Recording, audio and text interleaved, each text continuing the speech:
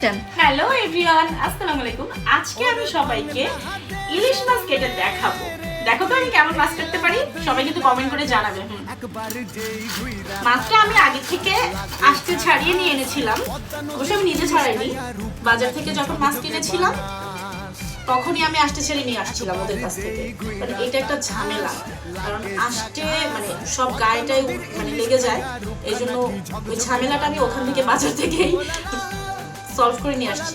তো মাছটা পিস করব, তো এইটার মধ্যে ডিম আছে, ডিম দেখতে পাচ্ছি, কিন্তু ডিমটা বের করতে হলে তো আমি এভাবে বের করতে পারছি না। এই যে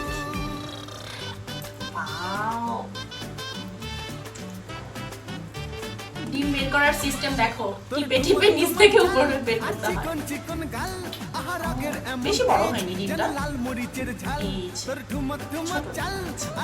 ভালো হয়েছে। যদিও আমি মাসালাকে বলেছিলাম মাছের জন্য ডিম না হয়, কারণ ডিমওয়ালা মাছ নাকি টেস্টি হয় না। যাই হোক, এবার আমি মাছটা পিস করব। ফার্স্টে আমি এইভাবে করে পিস করব কয়েকটা, দেন আমি কয়েক পিস মাঝখান থেকে করে আবার দুই পাশ থেকে করে নিব। বাবা, হাতে ধরতে পারছি না। উফ,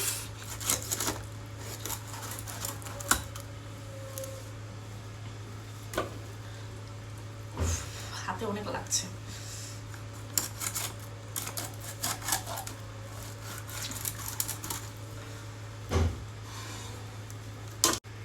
এবার আমি লেজের পাশের পিসটা কাটবো।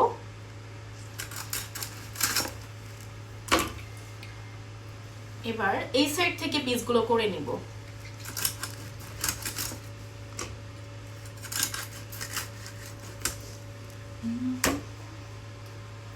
এবার আমি এখান থেকে মাঝখান থেকে কিছু পিস বের করব, কিছুটা পিঠের অংশ, কিছুটা পেটের অংশ, কারণ এত বড় মাছ ওভাবে অন পিস করে কাটা যাচ্ছে না, হাতে লাগছে। এই যে আমি দুই ভাগ করে ফেলছি। তো এখন আমি পেটের অংশটা পিস করব, দেন আমি পিঠের অংশটা পিস করব। ওয়াও, ডিম তো আমি পুরোটা বের করতে পারিনি। এই যে এটার মধ্যেও ডিম আছে, কিন্তু পুরো ডিমটা কেন বের হলো না? যাক, ভালো হয়েছে, মাছের সাথে ভিতরে ডিম থাকলে কিন্তু খেতে ভালোই লাগে। এবার আমি পিঠের অংশটা কাটবো। মাছটা ভালোই দিয়েছে, ফ্রেশ আছে।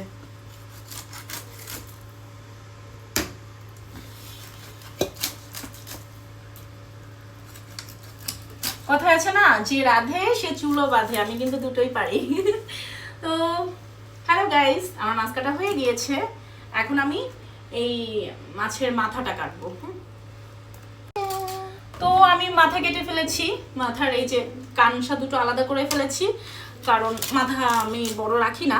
এখন কে কিভাবে কাটে আমি জানি না, তো আমি এভাবে করে ফেলছি, কারণ মাছের মাথা দিয়ে পালং শাক দিয়ে রান্না করে খাবো। তো এই হচ্ছে আমার মাছ কাটা হয়ে গিয়েছে। এখন আমি মাছ ধুয়ে দেখাবো। এখন আমি মাছটা ধুয়ে দেখাবো। ও ডিমটা তো কার্যক্রম চলছে। তো সবাই ভালো থাকবেন, সুস্থ থাকবেন। আল্লাহ হাফেজ।